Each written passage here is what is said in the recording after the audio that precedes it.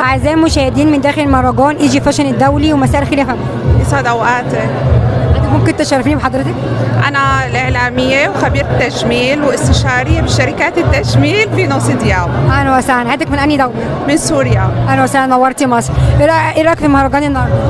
طبعا مهرجانات احمد العزبي بعتبرها من المهرجانات النمبر 1 لان كتير بتكون مميزه وفيها طبع مميز، فانا يعني بعتبره من الشغلات المميزه اللي لازم احضرها كل موسم يعني.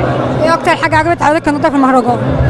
ليكي عروض الازياء كلها كانت مميزه، طبعا في من الاشقاء العرب كانوا موجودين، كمان شيء الواحد بيتعرف على ثقافات غيرهم، ازياء غيرهم، يعني بيتعرف على ثقافات جديده، حلو كتير الواحد فيها، والتنظيم طبعا فوق الرائع كان جوا.